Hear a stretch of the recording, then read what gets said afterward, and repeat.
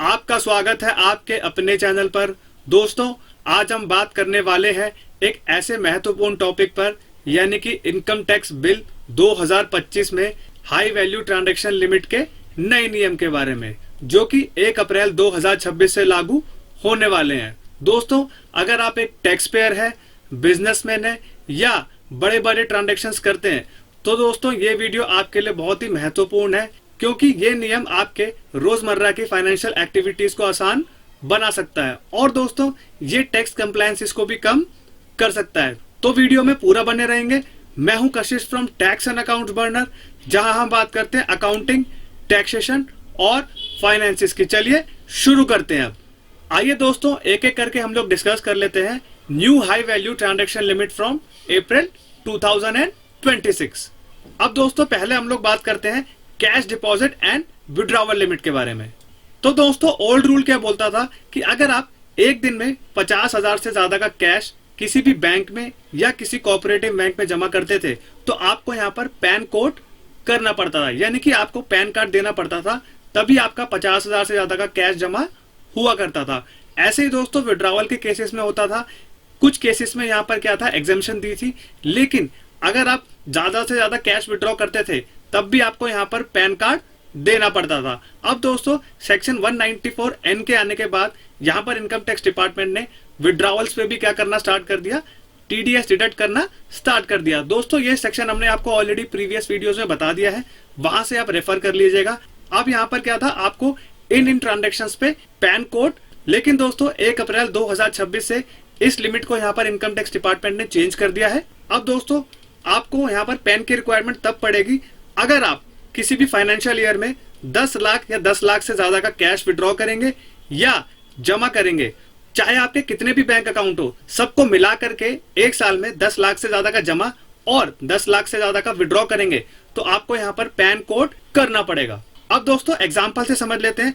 अगर आप डिपॉजिट करते हैं 2 लाख कैश मई में, यानी कि मई 2026 में, और 3 लाख अगस्त 2026 में, और दोस्तों अगर आप विड्रॉ कर लेते हैं 5 लाख दिसंबर में 2026 में, तो दोस्तों आपकी जो लिमिट है वो 10 लाख हो जाने वाली है। इसके केस में आपको यहाँ पर पैन कार्ड देना पड़ सकता है। तो दोस्तों आपको सिंपली क्या करना है, अपनी ट्रांजैक्शन को ऐसे सेग्रीगेट करना है जिससे आपको यहाँ पर पैन कोड ना करना पड़े। नेक्स्ट दोस्तों आपका आता है मोटर व्हीकल परचेज। अगर आप दोस्तों कोई गाड़ी खरीदते हैं तो कौन कौन सी लिमिट एप्लीकेबल होने वाली है। अब दोस्तों ओल्ड रूल यहाँ पर बोलता था कि अगर आप कोई भी गाड़ी खरीदते हैं, यानी कि 4 व्हीलर 2 व्हीलर के अलावा, तो आपको यहाँ पर पैन कोड करना पड़ता था। लेकिन दोस्तों 2 व्हीलर को यहाँ पर एग्जेम्पशन दी गई थी, 4 व्हीलर के केस में यहाँ पर आपको पैन कोड करना ही पड़ता था। अब नई लिमिट क्या हो गई है, अब दोस्तों अगर आप 5 लाख से ऊपर का कोई भी बाइक खरीदते हैं और या गाड़ी खरीदते हैं, इसमें दोस्तों ट्रैक्टर नहीं रहेगा, क्योंकि ट्रैक्टर किसानों के लिए होता है, उनके लिए यहाँ पर एग्जेम्पशन दी गई है। तो आपको यहाँ पर क्या करना पड़ेगा, पैन कोड करना पड़ेगा। अगर आपकी बाइक भी होगी 5 लाख से ऊपर की और गाड़ी तो है ही है इसके केस में, तो आपको पैन कोड करना मैंडेटरी हो जाएगा। अब दोस्तों यहाँ से एग्जांपल से समझ लेते हैं। अगर आप 6 लाख की कार खरीदते हैं तो आपको यहाँ पर पैन कोड करना पड़ेगा, लेकिन अगर आप 4 लाख की बाइक खरीदते हैं तो आपको यहाँ पर कोई पैन कार्ड कोड करने की जरूरत नहीं पड़ेगी। अब यहाँ पर दोस्तों इनकम टैक्स डिपार्टमेंट ने इस लिमिट को क्यों चेंज करी है, वो लोग क्या करना चाहते हैं, जो लोग यहाँ पर कार्स को खरीद रहे हैं और यहाँ पर इनकम टैक्स रिटर्न्स को फाइल नहीं कर रहे, तो उनको यहाँ पर टैग किया जा रहा है, जिसके कारण वो अपनी इनकम को सही से डिस्क्लोज कर पाए। अब दोस्तों सबसे इंपॉर्टेंट आपका आता है, अगर आप किसी होटल या रेस्टोरेंट में खाना खाते हैं तो आपके ऊपर क्या लिमिट रहने वाली है। पहले दोस्तों अगर आप कैश पेमेंट करते थे 50,000 का एक गो में, तो आपको यहाँ पर क्या करना पड़ता था, पैन कोड करना पड़ता था। अब नई लिमिट क्या है, 50,000 से बढ़ा करके आपको 1 लाख कर दी है।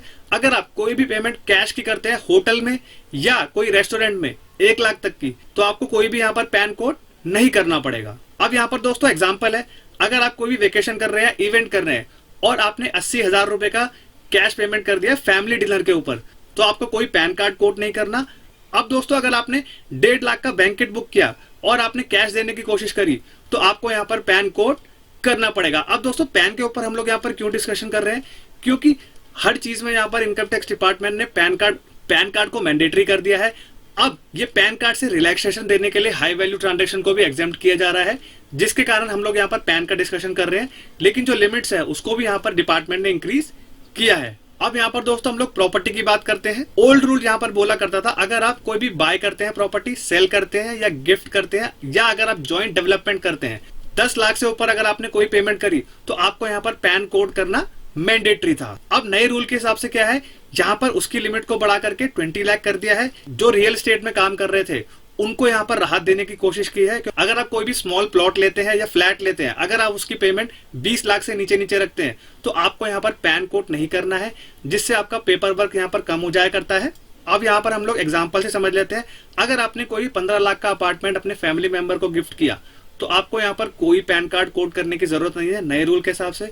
बट अगर आप यही फ्लैट 25 लाख का गिफ्ट करेंगे, पैन कार्ड देना मैंडेटरी हो जाएगा। अब बोनस टिप क्या रहेगा, जो लोग रूरल और टायर 2 सिटीज में रह रहे थे और उनकी जो ट्रांजैक्शंस है वो अगर 20 लाख के नीचे ही रहेगी तो आपके लिए ये क्या है, एग्जेम्प्ट हो जाएगा। क्योंकि दोस्तों बहुत सारे एरियाज ऐसे होते हैं जिसमें यहाँ पर जो फ्लैट्स की वैल्यू होती है वो 20 लाख से नीचे भी होती है। तो उसके लिए यहाँ पर रिलैक्सेशन देने की इनकम टैक्स डिपार्टमेंट ने कोशिश करी है टैक्स पेयर्स को और एक आम इंसान को। नेक्स्ट दोस्तों आपका आता है लाइफ इंश्योरेंस। अब दोस्तों ओल्ड रूल क्या बोलता था, अगर आप 50,000 से ऊपर का कोई भी लाइफ इंश्योरेंस खरीदते हैं तो आपको यहाँ पर पैन कार्ड देना मैंडेटरी था। लेकिन दोस्तों हमने देखा है, हम प्रैक्टिकली भी यहाँ पर बहुत सारे इंश्योरेंसेस हम लोग लाइफ के भी करते हैं, उसमें यहाँ पर क्या है, पैन कार्ड और आधार कार्ड अब क्या है, मैंडेटरी कर रखा है। तो दोस्तों 50,000 की जो लिमिट है ये इसको हटा ही दीजिए, क्योंकि अब क्या है, हर केस में आपको यहाँ पर पैन कार्ड देना मैंडेटरी हो जाएगा। और ऑलरेडी तो ये सिस्टम चल ही रहा है पहले से। अब नए रूल के हिसाब से क्या है, जैसे आप इंश्योरेंस लेंगे तो पहले ही दिन आपसे क्या किया जाएगा, पैन कार्ड मांग लिया जाएगा। तो दोस्तों वो तो ऑलरेडी प्रैक्टिस चल ही रही है कि आपको स्टार्टिंग में पैन कार्ड, आधार कार्ड आपसे यहाँ पर मांगा ही जाएगा, तभी आपका इंश्योरेंस यहाँ पर हो पाएगा। तो दोस्तों ये थी नई हाई वैल्यू ट्रांजैक्शन लिमिट 2026 से जो आपके ऊपर एप्लीकेबल होने वाली है। तो आपको क्या है, यहाँ पर पैन कोड करने से रिलैक्सेशन दिया गया है और जो लिमिट्स आपके ऊपर एप्लीकेबल थी उसके थ्रेशोल्ड लिमिट को यहाँ पर डिपार्टमेंट ने बढ़ा दिया है। अब यहाँ पर दोस्तों 1 अप्रैल 2026 से न्यू इनकम टैक्स एक्ट 2025 लागू हो जाएगा और जो 1961 का एक्ट है उसको यहाँ पर डिस्कार्ड कर दिया जाएगा और न्यू इनकम टैक्स एक्ट 2026 से जुड़े वीडियोस हम आपके लिए और लाते रहेंगे। तो चैनल पे बने रहिएगा। तो दोस्तों अगर ये वीडियो इन्फॉर्मेटिव और प्रैक्टिकल लगाओ तो वीडियो को लाइक करेंगे एंड चैनल पे नए हैं तो do subscribe to the channel. तब तक के लिए मिलते हैं अगले वीडियो में। जय हिंद, जय भारत।